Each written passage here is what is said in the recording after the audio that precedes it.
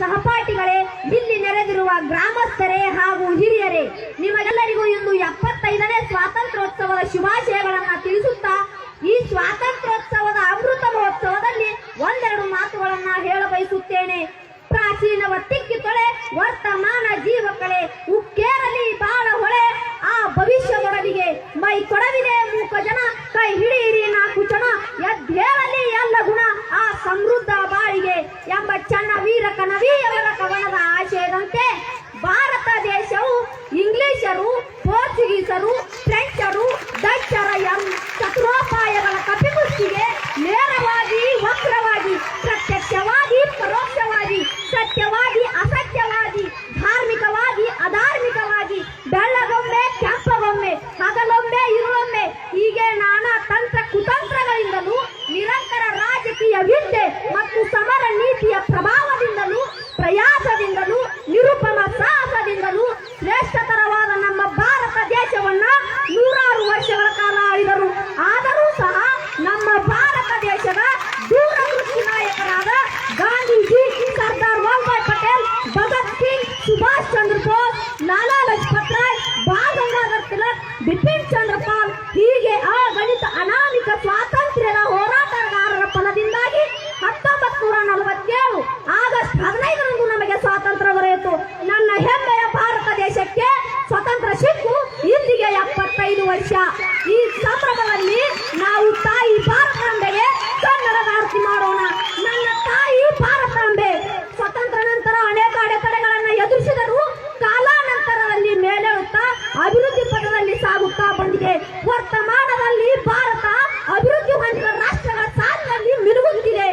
ಕೃಷಿ, ಕೈಗಾರಿಕೆ, ತಂತ್ರಜ್ಞಾನ, ಚಂದ್ರಯಾನ, ಮಂಗಳಯಾನ, ಕಲೆ, ಸಾಹಿತ್ಯ, ರಕ್ಷಣಾ ಶಸ್ತ್ರಾಸ್ತ್ರಗಳ ತಯಾರಿಕೆ, ಹೀಗೆ ಹಲವು ಕ್ಷೇತ್ರಗಳ ಅಭಿವೃದ್ಧಿಯೊಂದಿಗೆ ನನ್ನ ಭಾರತ ಅಗ್ರಸ್ಥಾನದಲ್ಲಿ ರಾರಾಜಿಸುತ್ತಿದೆ ಎಂದು ಹೇಳಲು ನನಗೆ ಅತೀವ ಸಂತೋಷವೆನಿಸುತ್ತದೆ. ಆದರೂ ಸಹ ದೇಶದಲ್ಲಿ ಕೆಲವು ಸಮಸ್ಯೆಗಳು ಉದ್ಭವವಾಗುತ್ತಿವೆ. ಅವುಗಳಲ್ಲಿ ಕೋಮುವಾದ, ಜಾತಿವಾದ, ಪ್ರಾದೇಶಿಕವಾದ, ಈ 3 ವಾದಗಳಷ್ಟೇ ಅಲ್ಲದೆ ಬಲಪಂಥ, ಎಡಪಂಥ, ಮಧ್ಯಮ ಪಂಥಗಳೆಂಬ ವಾದಗಳು ಸಹ ಕೇಳಿಬರುತ್ತಿವೆ. ಈ ಯಾವ ಪಂಥಗಳಿಗಿಂತ ಮನುಜ ಪಂಥ ದೊಡ್ಡದು. ಮನುಜ ಮತ, ವಿಶ್ವಪಥ, ಸರ್ವೋದಯ, ಸಮನ್ವಯ, ಪೂರ್ಣ ದೃಷ್ಟಿ ಎಂಬ ಪಂಚತಂತ್ರ ಮುಂದಿನ ದೃಷ್ಟಿಯಾಗಬೇಕಿದೆ. ಮನುಷ್ಯ ಜಾತಿ ತಾನೊಂದೇವಲಂ ಎಂಬ ಉಕ್ತಿಯಂತೆ ವೃದ್ಧಿಯಾಗಬೇಕಿದೆ. ನಾನು ಸ್ವಲ್ಪ ತಲೆಬಾಗಿದರೆ ಅವನು ಪೂರ್ಣ ತಲೆಬಾಗಿಯಾನು. ಒಂದು ವೇಳೆ ಅವನು ತಲೆಬಾಗದಿದ್ದರೂ ನಾನು ತಲೆಬಾಗಿದರೆ ತಪ್ಪಾಗದು. ಹಸಿಗಡಿಗೆಗಳು ಒಂದಕ್ಕೊಂದು ತಗುಲಿ ಒಡೆದು ಹೋಗುತ್ತವೆ. ಅದನ್ನ ತಪ್ಪಿಸಲು ಅವುಗಳನ್ನು ದೂರ ಇರುವುದು ಉಪಾಯವಲ್ಲ, ಅವು ಒಡೆಯದಂತೆ ಸುಡುವುದೇ ದಾರಿ. ಹಾಗೆ ನಾವು ನಮ್ಮೆಲ್ಲರ ಹೃದಯಗಳನ್ನ ಪಕ್ವಗೊಳಿಸೋಣ. ಆಶಾವಾದವೇ ಆತ್ಮವಿಶ್ವಾಸಕ್ಕೆ ಆಹಾರ. ಒಂದ್ ಕಡೆ ಆಶಾವಾದಿ ಹೇಳ್ತಾನೆ, ಇಷ್ಟೊಂದು ಮುಳ್ಳುಗಳ ಮಧ್ಯೆ ಎಷ್ಟೊಂದು ಸೊಗಸಾದ ಹೂವಿದೆಯಲ್ಲ ಎಂದು ಖುಷಿ ಪಡುತ್ತಾನೆ. ಆದ್ರೆ ನಿರಾಶಾವಾದಿಯು ಎಷ್ಟೊಂದು ಮುಳ್ಳುಗಳ ಮಧ್ಯೆ ಇಷ್ಟೊಂದು ಸೊಗಸಾದ ಹೂವಿದೆಯಲ್ಲ ಎಂದು ಕೊರಗುತ್ತಾನೆ. ಹಾಗೆ ಸಣ್ಣ ದೇಶದಲ್ಲಿ ಸಣ್ಣ ಪುಟ್ಟ ಸಮಸ್ಯೆಗಳು ಬರುತ್ತವೆ. ಆಗ ನಾವೆಲ್ಲರೂ ದೇಶಭಕ್ತರಾಗೋಣ, ಆಶಾವಾದಿಗಳಾಗೋಣ. ಕಿತ್ತಾರ ಕಿಲುಬು ಬಿಡುವುದೆಂದು ಚಿನ್ನವು ಕಿಲುಬು ಬಿಟ್ಟರೆ ಹೇಗಯ್ಯ? ಕಬ್ಬಿಣ ತುಕ್ಕು ಹಿಡಿಯುವುದೆಂದು ವಜ್ರಕ್ಕೂ ತುಕ್ಕು ಹಿಡಿದರೆ ಹೇಗಯ್ಯ?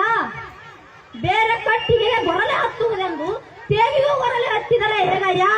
ಸ್ವತಂತ್ರ ಸಿದ್ದೇಶ್ವರ ದೊಡ್ಡರು ಅಡ್ಡ ಹಾದಿ ಹಿಡಿಯೋರು ದೊಡ್ಡವರು ಅಡ್ಡ ಹಾದಿ ಹಿಡಿದರೆ ಹೇಗಯ್ಯ ಎಂದು ಹೇಳ್ತಾ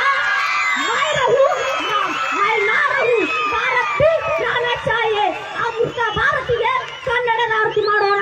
ನನ್ನ ಒಂದೆರಡು ಮಾತುಗಳಿಗೆ ಕೇಳಲು ಅವಕಾಶ ಮಾಡಿಕೊಟ್ಟ ಈ ವೇದಿಕೆ ಮೇಲೆ ಕುಳಿತ ಗಣ್ಯ ಮಾನ್ಯರಿಗೂ ಧನ್ಯವಾದಗಳನ್ನು ತಿಳಿಸುತ್ತಾ ನನ್ನ ಮಾತಿಗೆ ವಿರಾಮ ಹೇಳುತ್ತೇನೆ. ಜೈ ಹಿಂದ್, ಜೈ ಕರ್ನಾಟಕ.